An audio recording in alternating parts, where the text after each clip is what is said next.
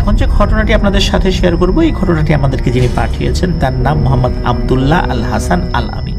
ওনার বাড়ি ময়মনসিংহ জেলার মুক্তাগাছা উপজেলার পাড়াটঙ্গী গ্রামে। তো ঘটনাটি মূলত উনি ওনার দাদির কাছ থেকে সংগ্রহ করেছেন, তার কাছেই বিভিন্ন সময় শুনেছিলেন। ঘটনাটি ঘটেছিল 1995 কি 96 সালের দিকে। আর ঘটনাটি মূলত যার সাথে ঘটেছিল তার নাম আব্দুল বশির। আর আব্দুল বশির ওনার কাকা হন। ওনার কাকা একজন মাছ ব্যবসায়ী ছিলেন। তো একদিন ওনার কাকা নতুন বাজার নামক স্থানে মাছ বিক্রি করতে গিয়েছিলেন। তো বলে রাখা ভালো, সেইখানে একটা ছোট নদী ছিল আর কি, আর ওখানে একটা মোটা কড়ই গাছ ছিল, যেই গাছের নিচে বসে উনি মাছ বিক্রি করছিলেন। তো হঠাৎ করে জুব্বা পরা, মাথায় পাগড়ি পরা আর মুখে পান খেতে খেতে একটা লোক এসে ওনার কাকাকে বলল, এই চ্যাংরা, 5 টাকার মাছ দে। এখন একজন কাস্টমার এসে এই টাইপের কথা বললে রাগ তো করা যাবে না। উনি কিছু না বলে কিছু মাছ দিলেন। তো ওই লোকটা বলল, এই দে, আর কয়েকটা দে। তো কাকা এবারও কয়েকটা দিলেন অতিরিক্ত। ওই লোকটা আবার বলল, এই দে, আর কয়েকটা দে। তো কাকা আবারও দিলেন। 3 বারের মাথায় ওই পাগড়িওয়ালা আবার বলল যে, এই দে, আরো কয়েকটা দে। এইবার কাকার তো রাগ হয়ে গেছে যে 5 টাকার মাছ নিয়ে 2 বার সে অতিরিক্ত মাছ নিল, 3 বার যখন আবার বলেছে, তখন কি রাগটা হওয়া স্বাভাবিক না? তো রাগ করে তাকে বলছেন যে, ওই মিয়া, আপনি কি আমার সাথে মজা করতে আসেন এখানে? আপনাকে যদি এইভাবে আমি মাছ দিতে থাকি, আমার সব মাছ তো শেষ হয়ে যাবে। আমি অন্য লোকের কাছে মাছ বেচবো কিভাবে? 5 টাকার মাছ কিনে তো আপনি আমার সব মাছ নিয়ে যাবেন দেখতেছি। এই দেন, মাছ দেন, আপনার মাছ নিতে হবে না। এই বলে তার হাত থেকে মাছ নিয়ে তার ওই 5 টাকা ফেরত দিয়ে বলেন যে, আপনার মাছ খাওয়ার দরকার নাই, আপনি মাছ ধুয়ে পানি খান, যান, আমার মাছ আপনার খাওয়া লাগবে না। তো এই কথার উত্তর ওই লোকটা কিছু বলল না, উনি চলে গেলেন। তো যাওয়ার পর কাকা আবার চিন্তা করে, আহারে, একটু হুজুর মানুষ, শেষবার মতো চাইছিল, দিতাম, কেন যে এরকম ব্যবহার করলাম। উনি নিজে মন খারাপ করছেন আর কি, এইসব কথা চিন্তা করে। আচ্ছা, ওনাকে ডাক দিই, একটু সরি বলে জিনিসগুলো দিয়ে দিই, এরকম চিন্তা করছেন আর কি, যে মাপটাপ চেয়ে দিয়ে দিব। তো যখনই তাকে খোঁজার চেষ্টা করেন, না, তাকে আর খুঁজে পাওয়া গেল না। এত তাড়াতাড়ি লোকটা উধাও হয়ে যাবে, এটা তো হওয়ার কথা না। আর ওই লোকটাকে উনি আগে কখনো দেখেনও নাই। আশেপাশে 2, 4, 10 গ্রামের মানুষও উনি না, এটা নিশ্চিত হয়েছেন, কারণ দীর্ঘ সময় তো হয়তো মাছ বিক্রি করতেন, সেখানে এই টাইপের লোকের আনাগোনা উনি আসলে দেখেন নাই। তবে বিষয়টাকে কাকা প্যারানর্মাল ভাবে নিলেন না, উনি সাধারণ মানুষ মনে করেছিলেন। তবে ওই দিন উনি মাছ বিক্রি করে বেশ ভালো লাভ করেছিলেন। তো মাছ বিক্রি করে কাকা যখন সন্ধ্যার দিকে বাড়িতে যান, আর তখন উনি মুখে পান দিয়ে খেতে খেতে যাচ্ছিলেন। তো একটা কথা বলে রাখা ভালো, এই যে এই বশির কাকা, উনি কিন্তু কখনো পান, বিড়ি, সিগারেট এগুলো কিচ্ছু খেতেন না। তা আশেপাশের লোকজন দেখছে যে এই বশির মিয়া সে পান খেতে খেতে যাচ্ছে, সবার মনের মধ্যে এইটাই এসেছে যে আজকে মনে হয় লাভটা হয়েছে, তাই শখ করে একটু পান খাচ্ছে আর কি। আর হয় না, গ্রামে অনেক সময় মুরব্বীর একসাথে বসলে, এই নাও একটা পান খাও, হাতে ধরায় দেয়, তখন কেউ পান না খেলেও পান চাবাতে থাকে। হয়তো ওই রকম করে কেউ দিয়েছে, উনি খাচ্ছে। তো উনি পান খেতে খেতে বাড়িতে গেছে।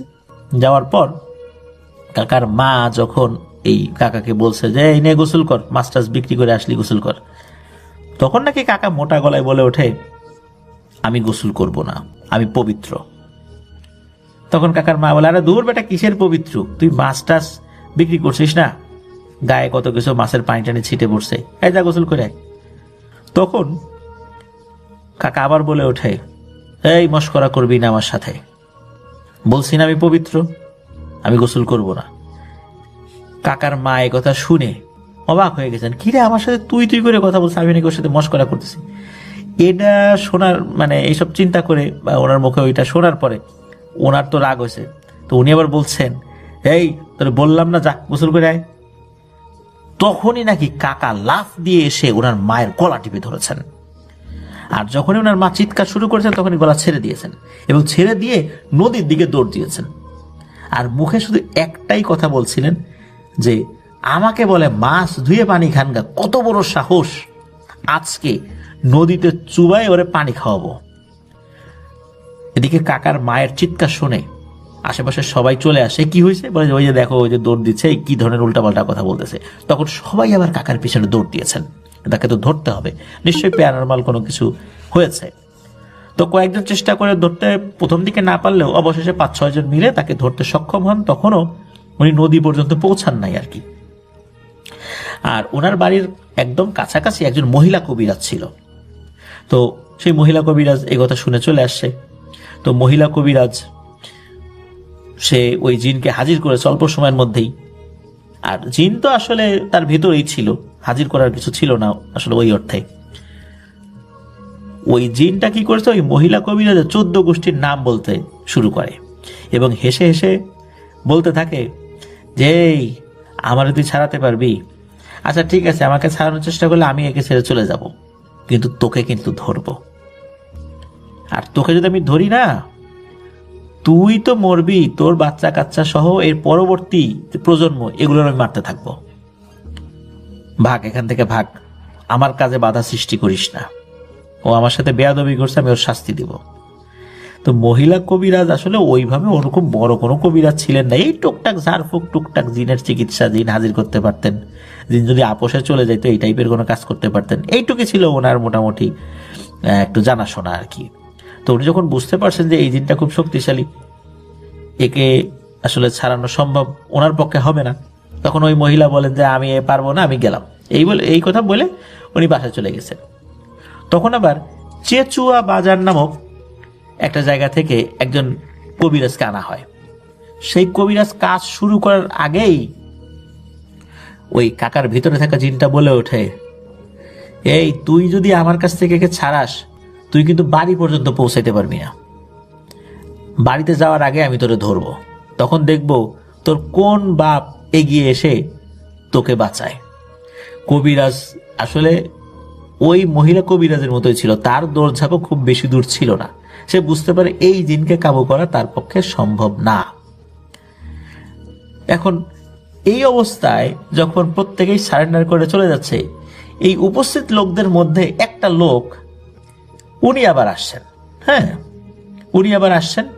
ওই লোকটাকে ওই গ্রামের সবাই চেনেছে, সেও আসলে টুকটাক কবিরাজ ঝাড়ফুঁক করলেও ওই গ্রামে ওই যে মহিলা কবিরাজ বা এই যে মাত্র যে কবিরাজ আসছে, সবাই ধারণা করতো এই দুই কবিরাজের কাছে উনি কিছু না। কিন্তু এই লোকটাই এগিয়ে আসে। এই লোকটার নাম হলো আতামিয়া। আতামিয়া যখন এগিয়ে আসছে, ওই জিনটা তো তাকে ভয় দেখানোর চেষ্টা করে। তখন আতামিয়া বলে ওঠে যে একটা কথা মনে রাখিস, আমি আল্লাহ ছাড়া আর কাউকে ভয় পাই না। এই কথা বলার সাথে সাথে ওই আতামিয়া কি করেছেন, এক হাতে একটা হাতির দাঁত উনি নিয়েই আসছিলেন আর কি, বা শুরুর দিকে ওই মহিলা কবিরা যখন ফেল করছেন তখন হয়তো বা উনি নিয়ে আবার আসছেন এখানে, যে কোনো একটা কিছু হইতে পারে। তো উনি হাতির দাঁত আর একটা কাঁচি নিয়ে আসছিলেন। এই হাতির দাঁতের উপরে কাঁচি উনি ঘষা দিয়ে কি জন্য দোয়া পড়েছেন। এরপরে এই যে বশির কাকা যেখানে ছিলেন আর কি, এর চারদিকে একটা গোল বৃত্ত করেছেন। এর আগেও কিন্তু অন্য কবিরাজরা বৃত্ত করেছে, কিন্তু কোনো লাভ হয়নি আর কি। তো উনি ওই বৃত্ত করে কি যেন পড়ে ওই মাটিতে জাস্ট খালি একটা চর মেরেছে, আর সাথে সাথে মনে হলো বশির কাকা ছটফট শুরু করে দিয়েছে, শরীর কেঁপে উঠছে। আর ওই জিনটা বলতে থাকে যে এই আমাকে ছেড়ে দে, ছেড়ে দে, আমি আর পারছি না। তখন ওই কবিরাজ বলে যে কেন রে, তোর বাহাদুরি কোথায় গেল? তুই একটু আগে না আরো দুইজনের সাথে কি আচরণ করলি, এখন বল তুই কে, আর এই লোকটার উপর কেন ভর করছিস? তখন ওই জিনটা বলে যে আমার নাম সুলাইমান, আমি 200 বছর ধরে ওই করই গাছের ওইখানে আছি। আমি ওর কাছে মাছ কিনতে গেছিলাম, আমি তো ওর কাছে ভিক্ষা নিতে যাই নাই। সে আমাকে মাছ দিছে, এটা সত্য। আমি ওকে 2 বার চাইছি, সেটাও দিছে। আমি অপেক্ষায় ছিলাম, ও যদি 3 বারও দিত তাহলে ওর আমি একটা বড় উপকার করতাম, ওর ভালো লাগছিল। কিন্তু 3 বারের বার ও আমার সাথে যে আচরণটা করলো, এইটা তো আমি মাইনে নিতে পারিনি। আর সে খুবই বাজে ধরনের কথা বলছে। সে বলে মাছ ধুয়ে নাকি পানি খাবো আমি, এটা তো ঠিক করে নাই। ওকে আমি পানিতে চুবায় ওকে পানি খাওয়াবো, এটা না করে আমি কোথাও যাব না। তখন কবিরাজ বুঝতে পারলেন আসলে এই যে বশির চাচা উনি আচরণটা ওরকম করেছেন, এটা সত্য। তখন আবার কবিরাজ বলেন যে তুমি মিয়া 5 টাকা দিয়ে মাছ কেনার পর আবার তুমি একবার চাইছো সে দিছে, 2বার চাইছো সে দিছে, 3বারের বাবার চাইতে গেছো কেন? এটা কি তোমার দোষ ছিল না? আর তুমি তো স্বাভাবিক মানুষের বেশে গেছো, ও কি তোমাকে বুঝতে পারবে তুমি কে? আর তুমি ওর জায়গায় থাকলে কি করতা? 5 টাকা দিয়ে মাছ কেনার পর তুমি বারবার তাকে মাছ দিতা। তো এইভাবে তাকে যুক্তি দিয়ে বোঝানোর চেষ্টা করা হয়।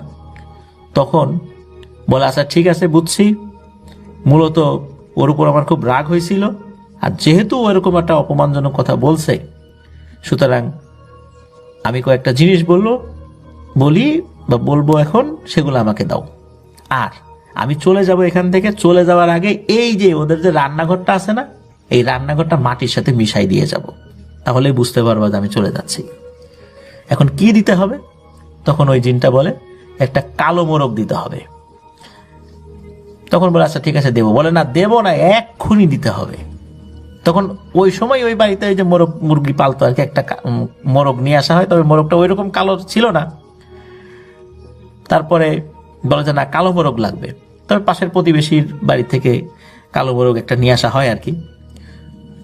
ওই কালো মোরগটা বশির কাকার কাছে দেওয়ার পর বশির কাকার ভেতরে থাকা ওই জিনটা নাকি এক কামড় দিয়ে ওই কালো মোরগের সমস্ত রক্ত খেয়ে ফেলে। এরপরে বশির কাকা মাটিতে ঠাস করে পড়ে যায়, আর এরপরই ওনার বাড়ির রান্নাঘরটা কোনো বাতাস ছাড়াই একদম দুমড়ে মুচড়ে ভেঙে পড়ে।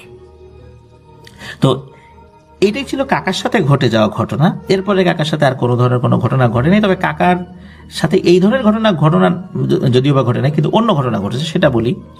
এই কাকার এক বন্ধুর বিয়ে, তো কাকা সহ আরো 2 বন্ধু, রফিক আর নাজমুল তাদের নাম, তো তাদেরকেও দাওয়াত দেওয়া হয়েছিল। এখন কাকার কাছে গিফট নেওয়ার মতো না কোনো টাকা ছিল না, আর তার 2 বন্ধু, তাদের অবস্থা ওরকম ভালো না।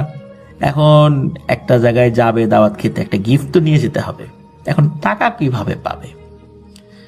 এখন চিন্তা করেছে যে এখন তো জাম পেকেছে, একটা জাম গাছ আছে, ওই জাম গাছে অনেক জাম আছে, তো ওই জাম গাছ থেকে কিছু জাম পেরে বাজারে বিক্রি করি, কিছু টাকা পয়সা হবে, ওইটা দিয়ে দেখি কিছু কিনা টেনা যায় কিনা।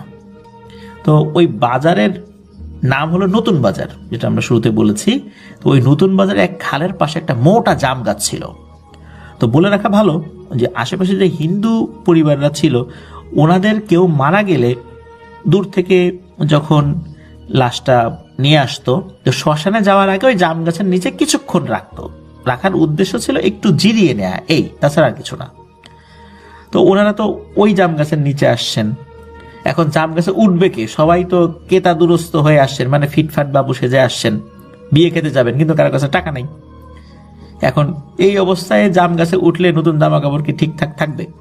একজন আরেকজনকে বলে তুই ওঠ, ও বলে ও তুই উঠ, এইভাবে সবাই ধাক্কা ধাক্কি করতে থাকে। একটা পর্যায়ে এই কাকা বলেন যে আচ্ছা, এত কথার দরকার নাই, তোরা চুপচাপ নিচে থাক, আমি উঠি, দে আমাকে একটু ধাক্কা দে। তখন ওনাকে একটু ধাক্কা দিয়ে উপরে দিলে, মানে উপরে উঠিয়ে দিলে, উনি গাছে উঠে পড়ছেন।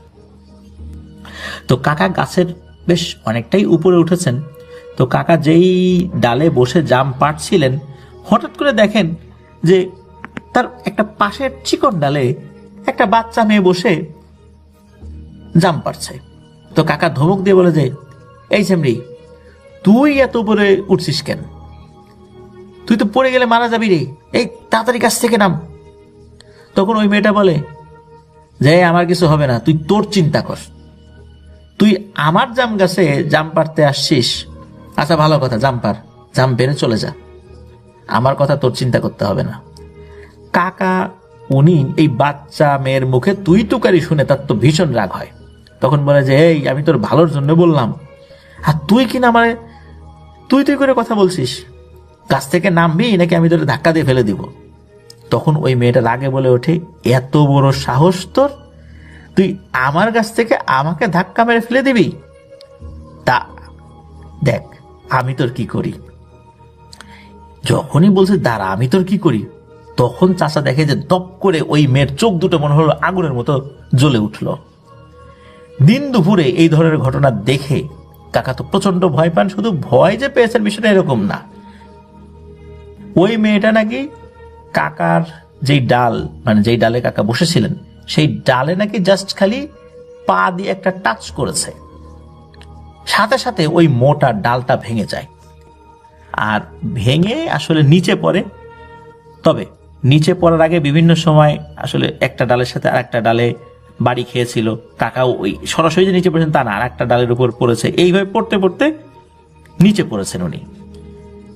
আর নিচে যখন পড়েছেন, অদ্ভুত ব্যাপার হলো যে ওনার মুখের যতগুলো দাঁত ছিল সবগুলো দাঁত পড়ে গেছে, আর মুখ দিয়ে অনবরত রক্ত বের হচ্ছে। তো কাকার এই অবস্থা দেখে অন্য বন্ধুরা তো প্রচন্ড ভয় পেয়েছেন। এখন ওনাদের কি করবেন বুঝতে পারছেন না।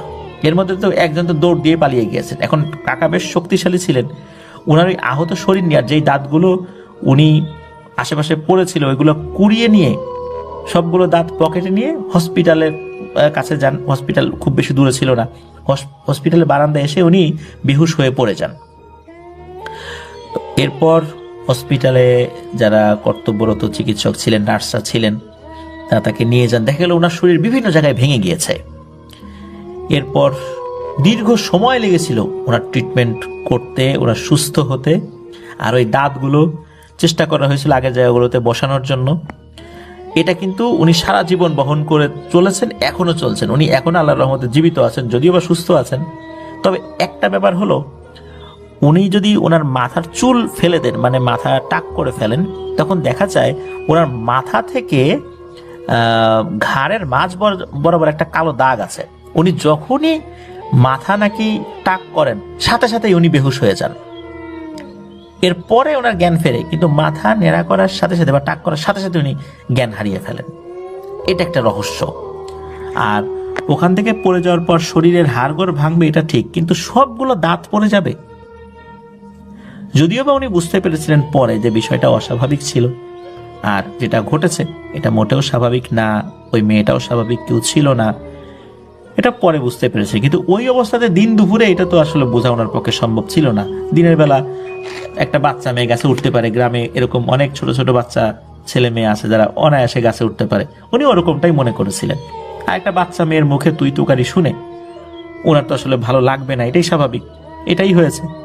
আর এইটার প্রতিবাদ করতে গিয়েই উনি এই বিপদটাতে পড়েছিলেন আর কি। তো যাই হোক, এটি ছিল ঘটনা।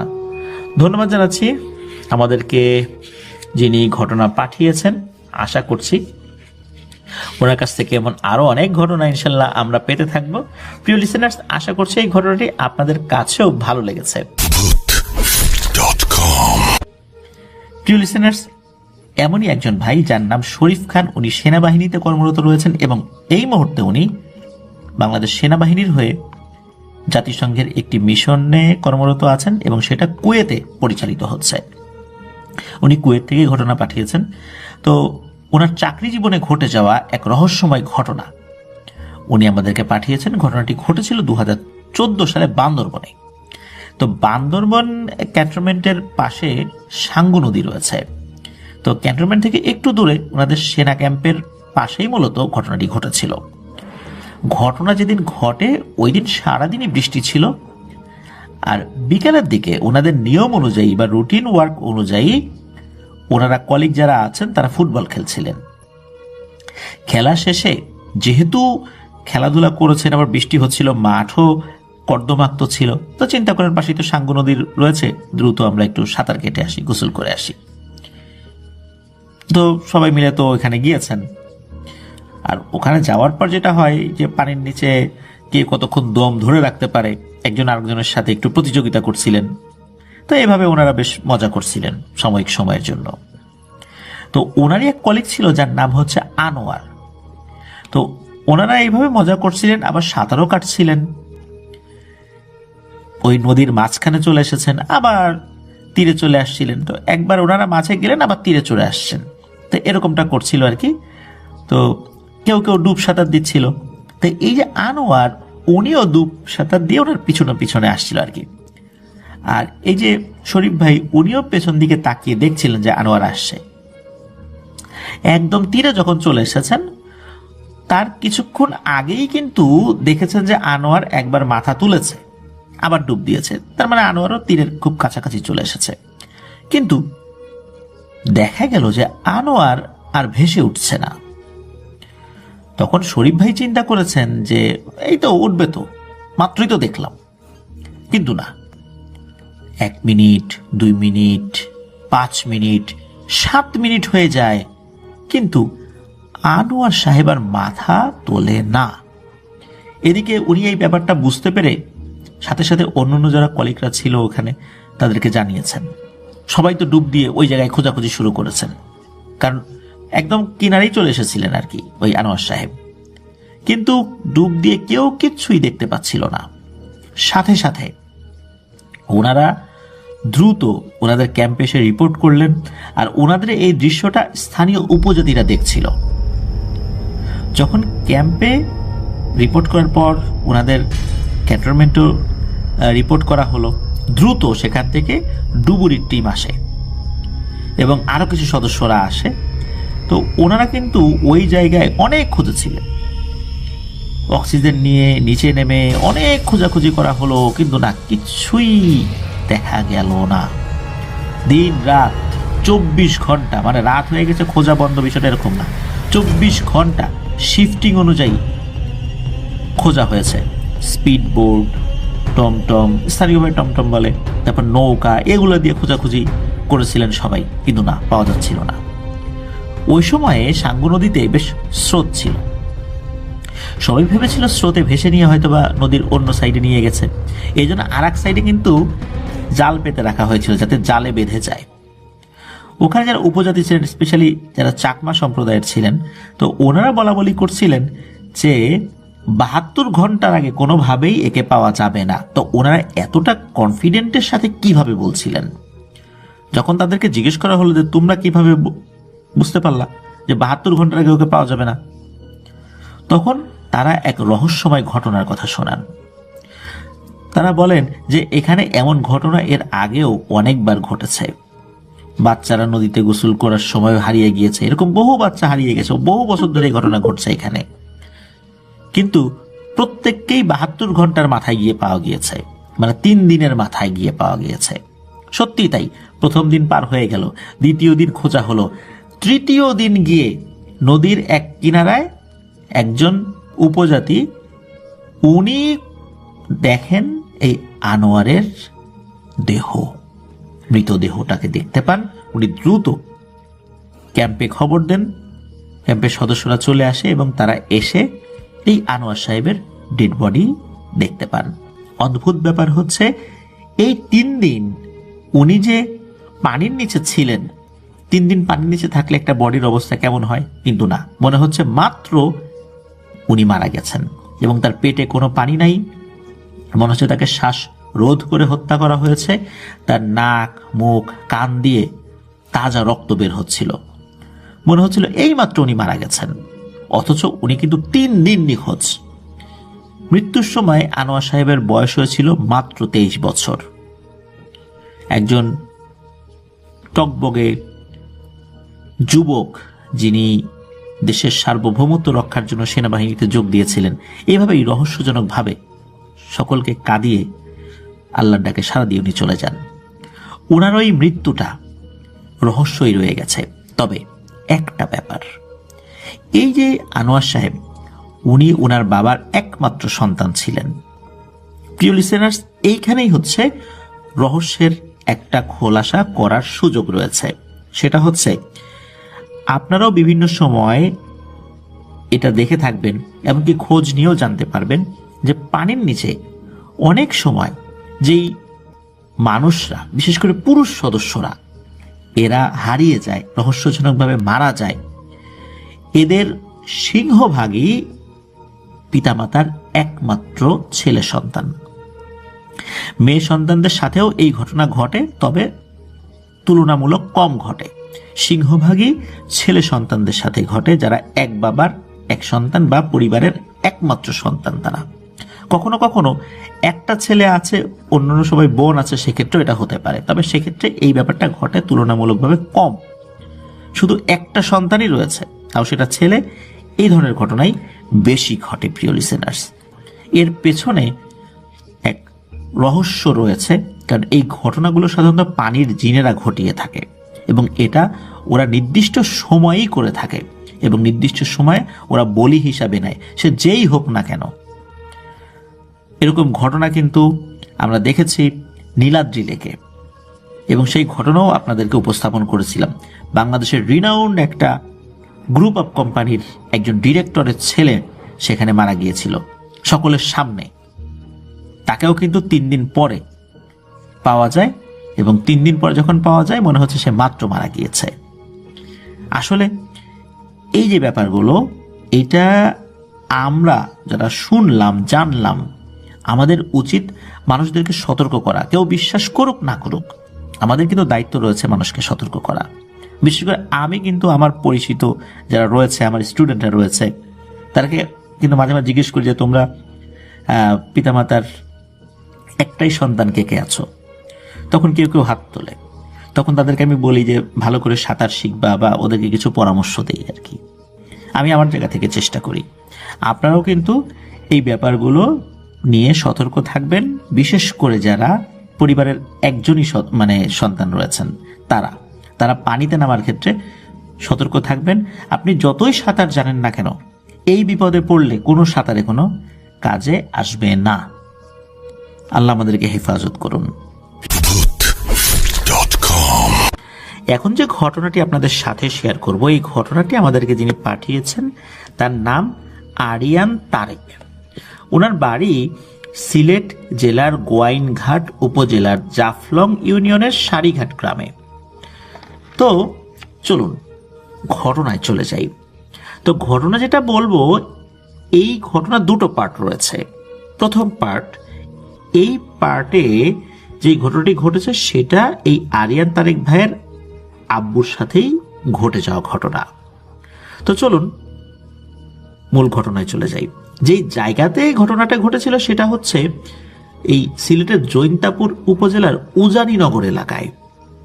আমরা যারা ওই অঞ্চলে মাঝে মাঝে বেড়াতে গিয়েছি, বিশেষ করে জাফলং, এটা তো আমরা চিনি, ওই জাফলংয়েই এই আরিয়ান তারেক ভাইদের বাড়ি।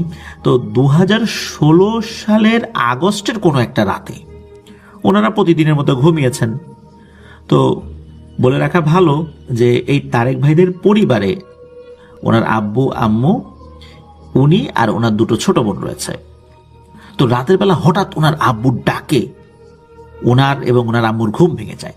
তাড়াতাড়ি করে দরজা খুলতে না খুলতে ওনার আব্বু হুমড়ি খেয়ে ঘরের মধ্যে পড়ে যান। মানে দরজার উপরে উনি শরীরের ভর দিয়েছিলেন যে কখন দরজা খোলা হবে, সাথে সাথে উনি ঘরে ঢুকবেন, এমন একটা অবস্থা। বুঝাই গেল যে উনি খুব আতঙ্কিত হয়ে আছেন। প্রথম দিকে চিন্তা করেছিলেন যে পথে ঘাটে কোনো বিপদ আপদ হয়েছে কিনা, কোনো সন্ত্রাসী ধরেছে কিনা, কেউ হামলা করেছে কিনা, কিন্তু না, ওনার চোখে মুখে যেরকম ভয় ছিল তাতে বোঝা গেল যে উনি ভয়ঙ্কর কোনো ঘটনার মুখোমুখি হয়েছেন, এবং সেটা কোনো প্যারানর্মাল ঘটনা। তো উনি একটু স্বাভাবিক হওয়ার পর মূলত পরিবারের সদস্যদেরকে এই ঘটনাটা খুলে বলেন। তো উনি বলেন যে উনি বাসায় আসার জন্য যখন রওনা দিয়েছিলেন, তো ওখানে একটা রাস্তা রয়েছে, এটাকে মসজিদ রাস্তা বলে আর কি। তো ওই জায়গাটাতে রয়েছিলেন আর কি। আর এই যে তারেক ভাইদের বাসার সামনে একটা মসজিদ রয়েছে, আর তার বিপরীত দিকে আর একটা রাস্তা রয়েছে। ওই রাস্তা দিয়ে গেলে সামনে একটা মাজার রয়েছে। এই মাজারের সাথে অনেক ঘটনা জড়িত রয়েছে আর কি। অনেকেই নাকি এই মাজারকে গরম মাজার নামে ডেকে থাকে, মানে গরম মাজার, হট মাজার যদি আমরা বলি, মানে হট মানে গরম, ওই গরম আর কি। রাতের বেলা নাকি এখানে অদ্ভুত সুরতের কিছু মানুষদেরকে দেখা যায়, মানে মানুষের অবয়ব দেখা যায় আর কি। এই ধরনের ঘটনার সাক্ষী অনেকেই নাকি ওই এলাকায় রয়েছেন। আর ওখানে হাজার হাজার বা এরকম অসংখ্য কবর রয়েছে বলে অনেকে বিশ্বাস করেন, এবং এই কবরগুলো আসলে কাদের কবর এই বিষয়ে নাকি কোনো তথ্য কারো কাছে নেই। রাতের বেলা হোক আর দিনের বেলাতেই হোক, ওই জায়গাগুলোতে খুব একটা মানুষজন আসা যাওয়া করতে চায় না। এখন উনি রাতের বেলা যখন ওই রাস্তা দিয়ে আসছেন, রাত আনুমানিক তখন 3টা বাজে, ওই রাস্তা দিয়ে উনি আসছেন। তবে উনি ওই মসজিদ রাস্তা দিয়ে আসছেন, ওই মাজারের ওই রাস্তা দিয়ে যাচ্ছিলেন না, কিন্তু মসজিদ রাস্তায় ছিলেন তখন উনি হঠাৎ করে দেখেন ওই চিপা একটা রাস্তা ওই রাস্তায় 3 লাইন ধরে, মানে ওই রাস্তায় 3টা লাইন রয়েছে, হাজার হাজার মানুষ এই আরিয়ান ভাইয়ের বাবার দিকেই আসছে। প্রত্যেকের পরনে সাদা জোব্বা টাইপের কাপড়। আর একদম সামনের দিকে একজন ব্যক্তি রয়েছেন, তার দাড়িগুলো এত বড় যে একদম কোমর পর্যন্ত নেমে গেছে আর কি। অন্যান্যদেরও দাড়ি আছে, তবে সেটা অত বড় না। তো আস্তে আস্তে তারা এগিয়ে আসছে। তবে এইখানে যে আরিয়ান ভাইয়ের বাবা দাঁড়িয়ে আছেন বা স্তম্ভিত হয়ে দাঁড়িয়ে আছেন, এই বিষয়ে কারো কোনো ভ্রুক্ষেপ নেই। তবে শুরুর দিকে আরিয়ান ভাইয়ের বাবা এটাকে অস্বাভাবিক কিছু মনে করেন নাই। যখন ওই 3টা লাইন আস্তে আস্তে হাঁটতে হাঁটতে ওনার কাছে চলে আসলো, তখন উনি সালাম দিলেন তাদেরকে, কিন্তু ওই সালামের কোনো উত্তর উনি শোনেন নাই। মনে হলো যে ওনারা এটা শোনেনই নেই। তারা তাদের মতো করে হাঁটা শুরু করলো, মানে যেই গতিতে হাঁটছিল সেই গতি কিন্তু কমে নাই, ওরা তাদের মতো করে মানে ওইভাবেই হেঁটে যাচ্ছে। আর রাস্তাটা তো চাপা ছিল যে এই 3টা লাইন যে হেঁটে যাচ্ছে, ওনার আসলে এটা ক্রস করে যে উনি উল্টো দিকে হেঁটে চলে যাবেন এরকম উপায় ছিল না। তো উনি কি করছে, একদম রাস্তার পাশে দাঁড়িয়েছেন আর কি, মানে যতটুকু সরা যায়। ওই রাস্তার পাশে একটা দেয়াল ছিল, ওই দেয়াল ঘেঁষে উনি দাঁড়িয়েছেন, এরপরে আর আসলে সরার সুযোগ নেই। এতগুলো মানুষ পার হতে হতে নাকি 25 থেকে 30 মিনিটের মতো লেগেছে। এর ভিতরে কিন্তু উনি আবার ক্রস করে উল্টা দিকে যাওয়ার সুযোগও পান নাই। আর এই যে এতগুলো মানুষ তাদের মতো করে হেঁটে হেঁটে যাচ্ছে, কেউ তার দিকে একবারের জন্য তাকায় নাই।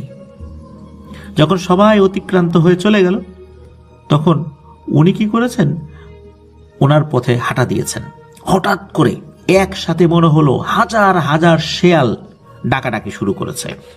এমনিতেই তো শেয়াল যখন ডাক দেয়, ওই সাইড টাইড দিয়ে অন্য শেয়াল থাকলেও তারাও ডেকে ওঠে, তখন বোঝা যায় যে কতগুলো শেয়াল, 5টা 7টা 10টা। কিন্তু হাজার হাজার শেয়াল একসাথে ডেকে উঠলে সেটা খুব ভয়ঙ্কর শোনায়। তো এই আওয়াজটা আসছিল আবার পেছন দিক থেকে, মানে যেই দিকে এই যে 3টা লাইন ধরে যে লোকগুলোকে দেখা গেল এরা চলে গিয়েছে। তো উনি এই শেয়ালগুলোর ডাক দেখার জন্য, মানে কোন দিক থেকে আসছে উৎস দেখার জন্য পেছন দিকে তাকাবেন, হঠাৎ করে ওনার কানের কাছে কেউ ফিস ফিস করে বলে ওঠে, খবরদার পেছনে তাকাস না। জাস্ট একবারই বলেছে।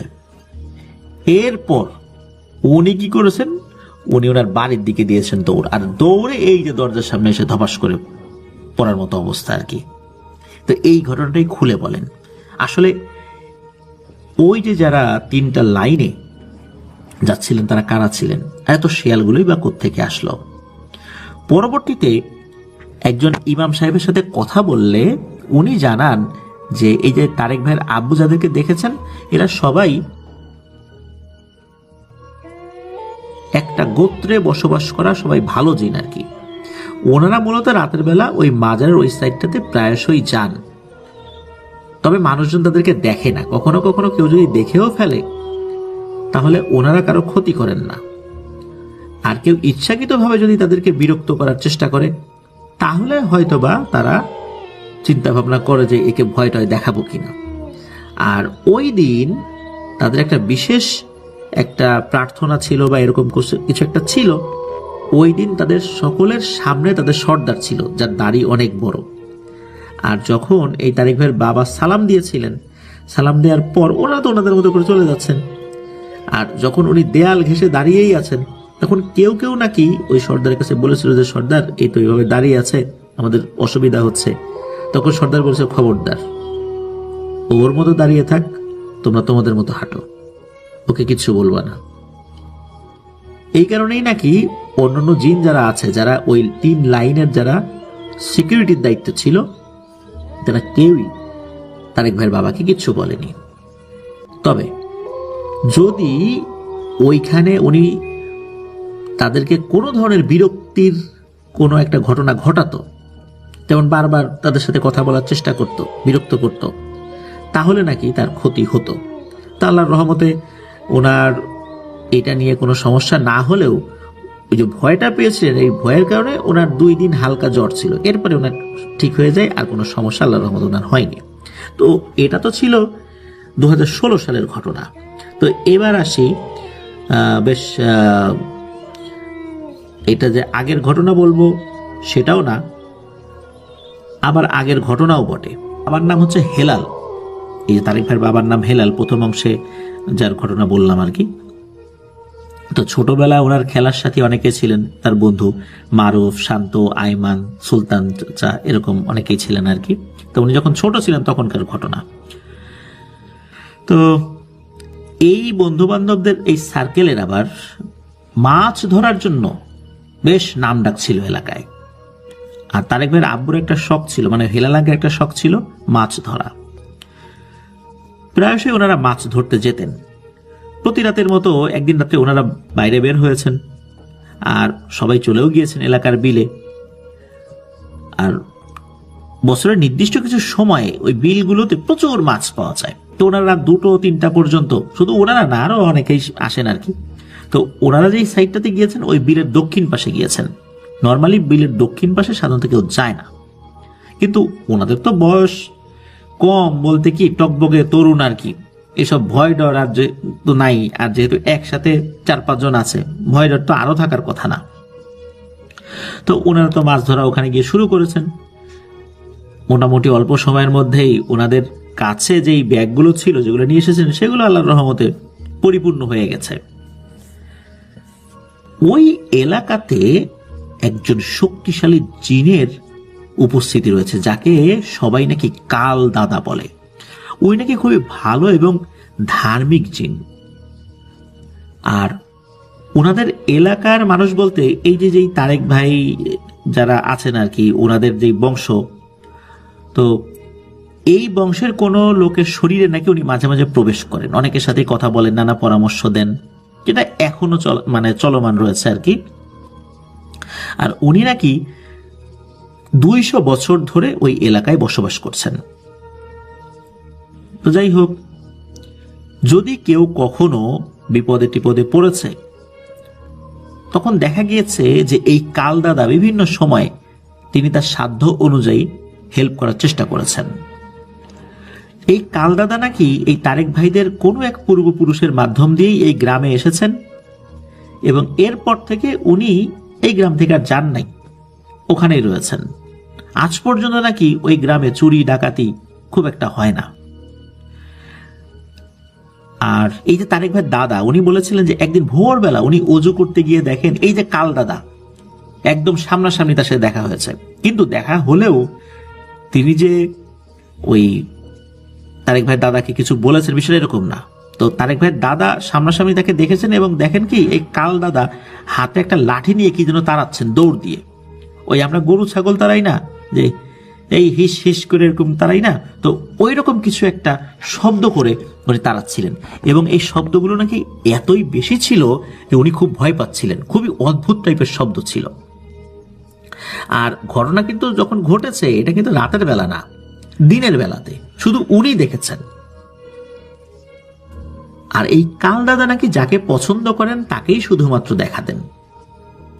তো যাই হোক, এবার আসেন আসল ব্যাপারটাতে। সেটা হলো এই যে যিনি আমাদের তারেক ভাইয়ের বাবা, উনি অবশ্য এটা বিশ্বাস করতে চাইতেন না, কারণ উনি তো কখনো দেখেন নাই। তো ওইখানে একটা নদী রয়েছে, সারি নদী বলে। এই সারি নদীতে কোনো একটা সময় নাকি তারেক ভাইয়ের বাবা উনি ডুবে যাচ্ছিলেন। তো হঠাৎ করে দেখা গেল লম্বা জব্বা পরিহিত একজন ব্যক্তি, গলায় রুদ্রাক্ষের মালার মতো কোনো একটা মালা রয়েছে। তো উনি এসে খপ করে তার হাত টেনে ধরেছেন, এবং হাত টেনে ধরে একদম নদীর পাড়ে নিয়ে রেখেছেন, এবং বলছেন, কিরে তুই তো আমাকে বিশ্বাস করিস না তাই না? এখন বিশ্বাস করলি তো? তোদের বংশের এই নিয়ে আমি 6 জনের সামনে আসছি, তুই দিয়ে 6ষ্ঠ ব্যক্তি যে আমাকে তোদের বংশের কেউ দেখলি। এরপরে নাকি উনি সাথে সাথেই ভ্যানিশ হয়ে যান। এটা কিন্তু দুপুর বেলার ঘটনা। দুপুরবেলা কিন্তু এই ঘটনা ঘটেছিল। উনি নদীতে পড়ে গিয়েছেন, কোনো কারণে উনি সাঁতার কাটতে পারছিলেন না। হঠাৎ করে নাকি শরীরটা ভারী হয়ে যায়। উনি এমনি সাঁতার কাটতে পারেন, কিন্তু ওই সময় শরীরটা ভারী হয়ে যাওয়ার কারণে নিজের উপর নিয়ন্ত্রণ হারিয়ে ফেলেন। সাঁতার কাটা সম্ভব হচ্ছে ওনার পক্ষে আর কি। যাই হোক, এবার আসি আমরা সেই ঘটনাতে। সেই ঘটনাটা ওই যে মাছ ধরার সময় যেটা চলছিল আর কি, ওই মূল ঘটনাতে চলে আসি। তো মাছ ধরা তো শেষ। যখন শেষ হয়ে যায় তখন রাত 3টা হবে। সকল বন্ধুর বলতে গেলে তো মাছ টাছ বেশ ভালোই পেয়েছে সবাই। এখন সবাই বাড়ির দিকে যাওয়ার সিদ্ধান্ত নিয়েছেন। কিছুক্ষণ হাঁটার পর যখন খালের পাশে ওনারা এসেছেন, ঠিক তখনই ওনার এক বন্ধু, যার নাম মারুফ, সে বলে, এই চুপ চুপ, সবাই চুপ, একদম শব্দ করা যাবে না। তো সবাই তো চুপ এবং বলছে নিচু হয়ে থাক। তো ওনারা মনে করেছেন, মানে এই যে তারেক ভাইয়ের বাবা মনে করেছেন যে, এবং ওনার অন্যান্য বন্ধু বান্ধবরা মনে করছে হয়তো ভাই বিলে কোনো মাছের পোনা দেখেছে, তাই নীরব হয়ে থাকার কথা বলেছে যাতে মাছগুলো পালিয়ে না যায় শব্দ পেয়ে। কিন্তু 10 থেকে 15 সেকেন্ড পর ওনারা আসল ঘটনা ধরতে পারেন। কারণ ওনারা যেই জায়গাটাতে ছিলেন ওটা ইন্ডিয়ান বর্ডারের খুব কাছাকাছি। সেখানে মাঝে মাঝেই ওই বর্ডার হয়ে অনেক ধরনের প্রাণী চলে আসতো, বাঘও আসতো ওই সময়, এখন তো আর ওইরকম নাই। মাঝে মাঝে হরিণও চলে আসতো, হরিণকে ধরার জন্য বাঘও চলে আসতো। এরকম ঘটনা কিন্তু অনেকেই দেখেছে। বিভিন্ন সময় এই বাঘগুলোকে গ্রামবাসী আটক করত একটা সময়, কারণ সেগুলো গ্রামে ঢুকে গৃহপালিত পশু পাখির পশুগুলোর উপর আক্রমণ করতো আর কি। তবে কিছু কিছু বাঘ ছিল আবার মেছো বাঘ প্রকৃতির আর কি। ওই রকম রয়্যাল বেঙ্গল টাইগার ওই রকম বড় বাঘ ওই খুব একটা দেখা যেত না। আর এই মেছো বাঘগুলোই মূলত বেশি আসতো গ্রামের দিকে। তো যাই হোক, এখন ওনারা তো চুপ করে নিচু হয়ে বসে আছেন, কিন্তু একটা শব্দ ওনাদের কানে ভেসে আসে। এই শব্দ শুনে মনে হচ্ছে কোনো একটা হাতি যদি দ্রুত হেঁটে যায় কেমন ধপ ধপ আওয়াজ হয় ওই রকম। ওনারা চিন্তা করছেন হাতি টাতি নাকি, কিন্তু না। হঠাৎ করে দেখেন প্রকাণ্ড আকারের একটা বাঘ, যার চোখ দুটো আগুনের মতো জল করে জ্বলছে। তো এই বাঘ দেখে তো ওনারা এক চুলো নড়তে পারছেন। এই বাঘ আবার ওনাদের সামনে চলে আসছে। চিন্তা করছেন তো সর্বনাশ, এই বাঘের পেটে তো এখন সবাইকে যেতে হবে। কিন্তু না, বাঘ ওনাদেরকে কিছু না করে লাফ দিয়ে আর একটা জায়গায় গিয়ে প্রায় 20 ফুট দৈর্ঘ্যের একটা খাল অতিক্রম করে।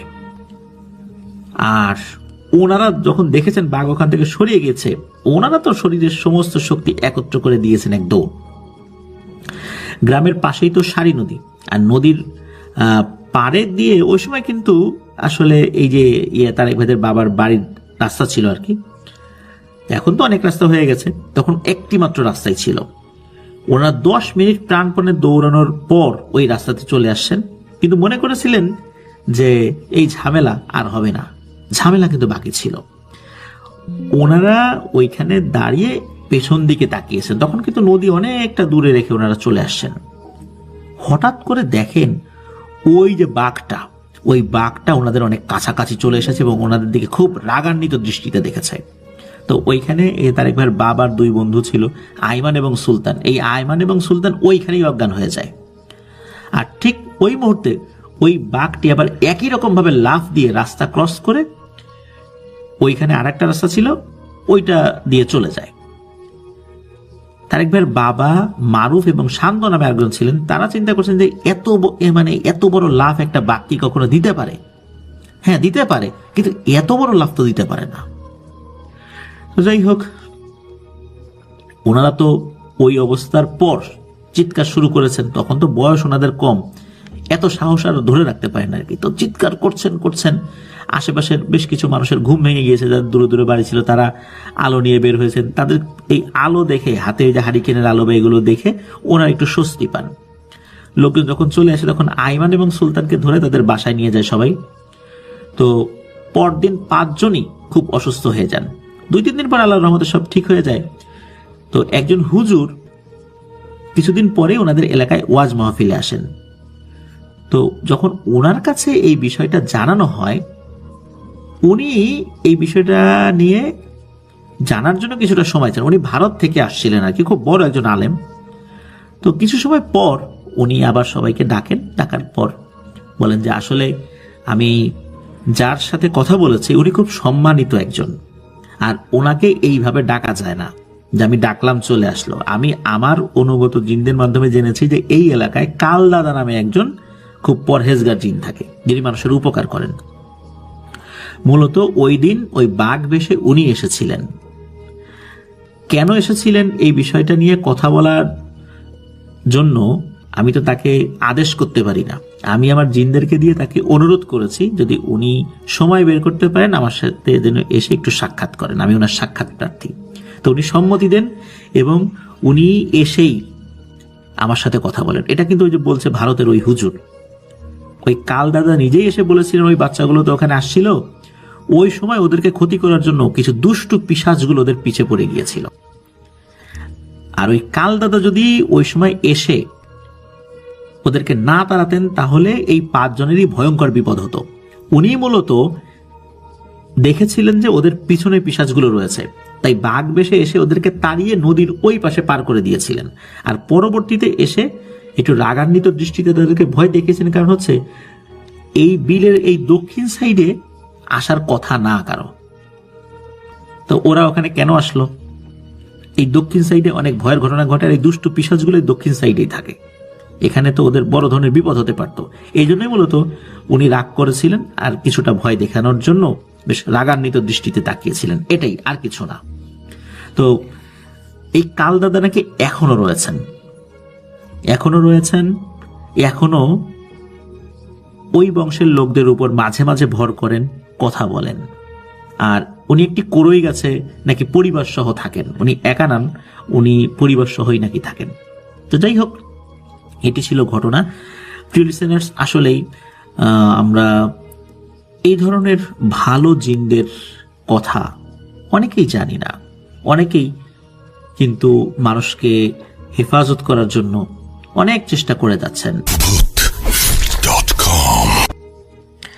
আমরা যখন বিভিন্ন ধরনের ভয়ের ঘটনাগুলো বলি, আপনারা খেয়াল করবেন প্রায় 99% ঘটনার ক্ষেত্রেই বাস্তব জগতের সাথে অতি প্রাকৃত জগতের যখন একটা কম্বিনেশন হয়, সেটাই ভয়ের ঘটনার দিকে চলে যায়।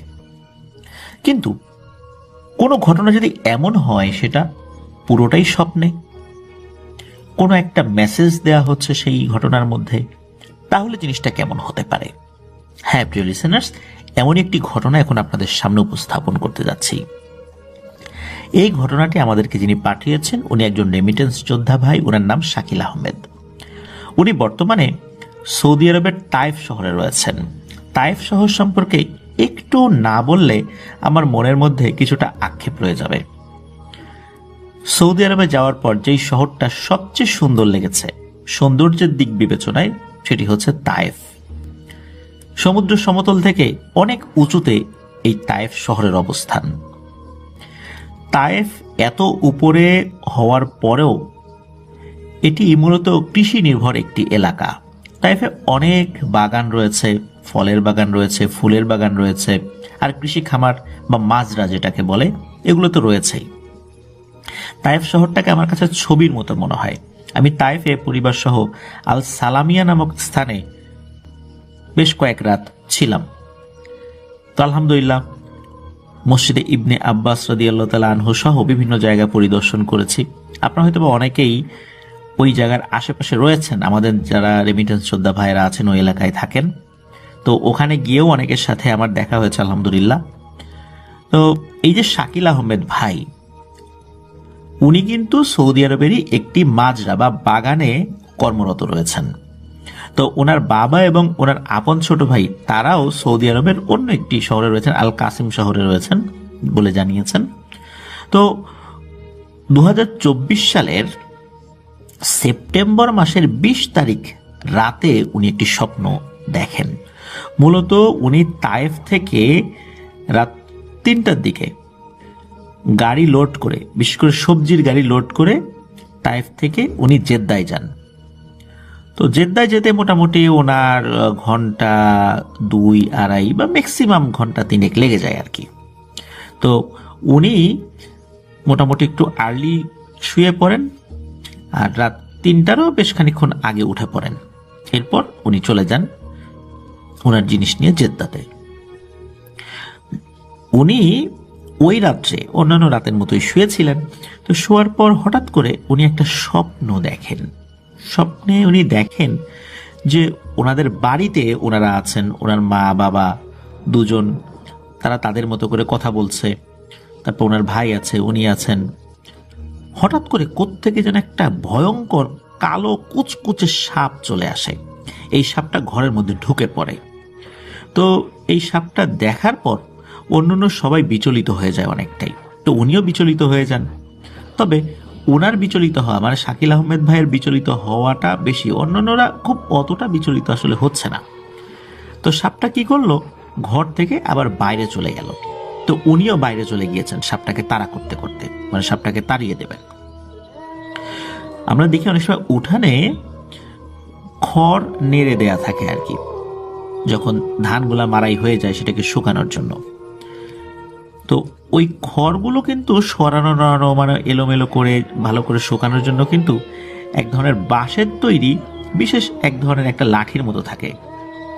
অনেকে এটাকে কাদাল বলে, তো বিভিন্ন ধরনের নামে, আঞ্চলিক নামে সেটাকে অভিহিত করা হয়। তো ওই রকম একটা জিনিস ছিল যেটার মাথার দিকে আংশিক একটু বাঁকা থাকে, মানে কঞ্চি যেই দিক দিয়ে বের হয় ওখানে কেটে দেওয়া থাকে। এই জন্য ওই অংশটা দিয়ে মানে একটা কোটার মতো আর কি, ঠিক কোটা না, ওইটা দিয়ে খড়গুলো এলোমেলো করা হয়। তো ওই একটা জিনিস উনি হাতে পান এবং ওইটা নিয়ে উনি সাপটাকে ধাওয়া করেন। তো সাপটা থেমে যায়, থেমে ফোনা তুলে ওনার দিকে তাকায়। তো উনি কি করেন, ওনার হাতের ওই লাঠিটা দিয়ে ওই সাপটির মাথায় সজোরে আঘাত করে। আঘাত করার পর সাপটি ছটফট না করে পালিয়ে না গিয়ে এগিয়ে এসে ওরা ডান পায়ে একটা কামড়, বাম পায়ে আর একটা কামড় দেয়। তো এরকম কামড় দেওয়ার পরে ওই সাপটি ওখান থেকে চলে যায়। এরপর উনি তো হাত থেকে ওই লাঠিটা ফেলে দিয়ে চিৎকার চেঁচামেচি শুরু করেন। ওনার কাছে মনে হচ্ছে ওনার শরীরটা ভারী হয়ে যাচ্ছে, শরীরে বিষক্রিয়া ছড়িয়ে পড়েছে। চিৎকার চেঁচামেচি শুরু করতে থাকেন। ওনার পরিবারের সদস্যরা চলে আসে, এই কি হয়েছে কি হয়েছে। উনি বলেন যে এই যে আমাকে সাপে কেটেছে। আর অনেক লোকজন চলে আসেন। উনি কিছুক্ষণ পরেই বুঝতে পারেন উনি মারা গেছেন। ওনার ডেড বডি পাশে শুইয়ে রাখা। উনি ওনার ডেড বডিকে দেখতে পাচ্ছেন, সবাই কান্নাকাটি করছে। কিন্তু উনি ওনার মাকে বলছেন যে মা কেঁদো না, আমি তো মরি নাই। কিন্তু অনেকেই ওনার কথা ওভাবে শুনতে পাচ্ছে না, আর উনি ওনার মতো করে বলেই যাচ্ছেন। উনি বুঝতে পারলেন যে উনি ওনার ডেড বডিটা দেখছেন, ওনার আত্মাটা ওই ডেড বডিটাকে দেখছে আর কি। মূলত মানে আত্মা থেকে শরীর বিচ্ছিন্ন হয়ে গেছে। সবাই তো কান্নাকাটি করছে, ওই লাশকে দাফন করার বন্দোবস্ত করছে। আর ওই মুহূর্তে উনি আল্লাহর কাছে খুব করে কান্নাকাটি করছেন যে আল্লাহ, আমাকে আর একবার সুযোগ দাও, আমাকে আর একবার জীবিত করে দাও। আমি ভালো কিছু কাজ করে আসি, আমার অনেক ভালো কাজ এখনো বাকি রয়ে গেছে, অনেক অসমাপ্ত কাজ রয়ে গেছে, সেগুলো শেষ করে আসি, আমাকে আর একবার সুযোগ দাও। তো এরকম করে উনি তো আল্লাহর কাছে বলছেন। এদিক দিয়ে ওনার ডেড বডিটাকেও নিয়ে যাওয়া হচ্ছে কবরের দিকে। তো এভাবেই ওনার ঘুমটা ভেঙে যায়। দেখেন যে 3টার প্রায় কাছাকাছি বেজে গেছে। দ্রুত উঠে উনি ট্রাকের কাছে চলে যান, কারণ উনি যেখানে থাকেন তার কাছে একটা বিশাল সবজির একটা বাজার আছে আর কি। ওখান থেকে মূলত ট্রাক নিয়ে চলে যেতে হয় জেদ্দার দিকে। তো উনি সেখানে গিয়েছেন, গিয়ে তো জেদ্দায় চলে যান। এরপরে উনি বেশ কয়েকবার এই একই স্বপ্ন দেখেছেন, ঠিক সেম স্বপ্ন উনি বারবার বারবার দেখছেন। আসলে এই স্বপ্নের রহস্যটা কি? স্বপ্নের রহস্য আমরা আসলে বলার মতো সক্ষমতা রাখি না। তবে এই ঘটনার মধ্যে কিন্তু একটা শিক্ষণীয় ব্যাপার রয়েছে আমাদের সকলের জন্য। সেটি হচ্ছে ঠিক এইভাবেই আল্লাহর নির্দেশে যখন আজরাইল আলাইহিসসালাম এসে আমাদের সামনে হাজির হবেন, তখন কিন্তু আমরা সবাই আল্লাহর কাছে বলবো, আল্লাহ আর একটু সুযোগ দাও, একটু ভালো কাজ করে আসি, অনেক কাজ বাকি রয়ে গেছে। কিন্তু আজরাইল আলাইহিস সালাম কিন্তু সেই সুযোগ আমাদেরকে দেবেন না, কারণ আমাদের হায়াত সেখানেই শেষ হয়ে যাবে। তো এরকম অনেকগুলো ঘটনাই কিন্তু বাস্তব জীবনেও আমরা বিভিন্ন সময় শুনেছি এবং বিভিন্ন কিতাবে কিন্তু এই ধরনের ঘটনা উল্লিখিত আছে। তো সেই ঘটনাগুলো এখন আলোকপাত করতে চাই না। মূল কথা এটাই যে আমাদের কখন